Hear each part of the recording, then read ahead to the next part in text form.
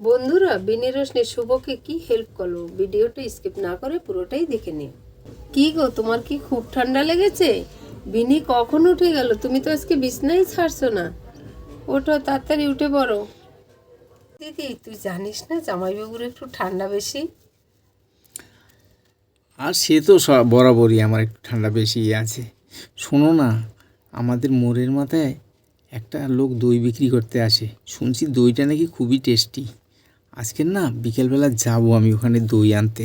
আমাদের পাড়া থেকে অনেকেই গিয়ে দই নিয়ে এসছে। আজকে খেয়ে দেখবো দইটা কেমন। বোন, চল দেখি ওইখানে জঙ্গলের ধারে কে যেন একটা বসে আছে। আরে, এ তো শুভ। কি রে শুভ, তুই একা একা মন খারাপ করে এখানে বসে আছিস কেন?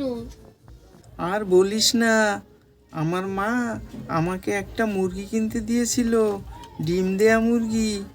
আমি না মোরগ আর মুরগি চিনি না তো, তাই ভুল করে একটা মোরগ কিনে নিয়ে এসেছি। সেই জন্য মা আমাকে বকা দিয়েছে। তোরা তো আমার ভালো বন্ধু, তোরা আমাকে কিছু হেল্প করতে পারবি? এদিকে শুভর বন্ধুরা মিলে সবাই শুভর পাশে দাঁড়ালো। তুই চিন্তা করিস না শুভ। শুভ, তুই আমাদের বল, মোরগটা কোথা থেকে কিনেছিস?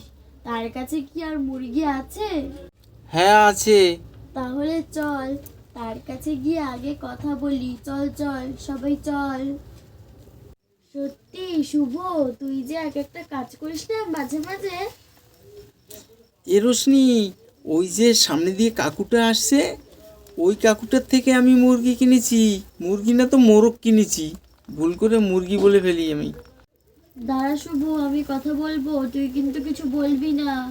না রোশনি দিদি, আমি ছোট তো, আমার কথা শুনবে। আমার মুখের দিকে তাকিয়ে না করতে পারবে না, আমি সব কথা বুঝিয়ে বলি। ঠিক আছে বোন, তাহলে তুই কথাটা বুঝিয়ে বল। কাকু কাকু, শুভ যে তোমার থেকে একটা মোরগ কিনেছে না, ওটা ওর মা মুরগি নিতে বলেছিল, ও ভুল করে মোরগ নিয়েছে। আচ্ছা, এই ব্যাপার। ঠিক আছে, মোরগটা নিয়ে আসো আর একটা মুরগি নিয়ে যাও। অনেক মুরগি আছে, যেটা তোমাদের ভালো লাগে সেটা নিয়ে যেও। চল শুভ, আমরা বাড়ি গিয়ে আগে মোরগটা নিয়ে আসি, তারপর পাল্টিয়ে একটা মুরগি নিয়ে যাব। চল চল, সবাই চল। এ রোশনি, আমি মোরগটা তো এখানে রেখে গেছিলাম, কিন্তু মোরগটা তো দেখতে পাচ্ছি না, গেল কোথায়? শুভ, তোর উপর যা মাথা গরম হয় না, মোরগটাকে কেউ এভাবে রাস্তার উপর রেখে যায়? এ পূজা, এ জ্যোৎস্না, তোরা একটু মোরগটা খুঁজে দে না। শুভ না রাস্তার ওপর মোরগটা রেখে চলে গেছিল, এখন এসে দেখে মোরগটা আর খুঁজে পাচ্ছে না। তোরা একটু আমাদেরকে হেল্প কর না, মোরগটা একটু খুঁজে দে না, না হলে শুভর মা ওকে বাড়িতে নিয়ে গিয়ে খুব বকুনি দেবে। তোরা একটু আমাদের খুঁজে দে না। সব বন্ধুরা একসঙ্গে মোরগ খুঁজতে বেরোলো। এ রোশনি, ওই দেখ মুরগিটা ওখানে বসে আছে। আমি চুপচাপ গিয়ে ধরি, তুই পারবি না, আমি যাচ্ছি, আস্তে আস্তে যাচ্ছি। তুই তুই কথা বলিস না। এই যা, এ তো উড়ে যাচ্ছে উপরে। এই কোথায় গেল? এই দেখো গাছের উপরে গিয়ে পড়লো। কি করি এখন? গাছে হুস হুস হুস। এই আবার দেখো এখান থেকে উড়ে উড়ে কোথায় যাচ্ছে? এই কোথায় যাচ্ছে, কোথায় যাচ্ছে? আবার গিয়ে ওখানে নামছে। কি করে ধরি?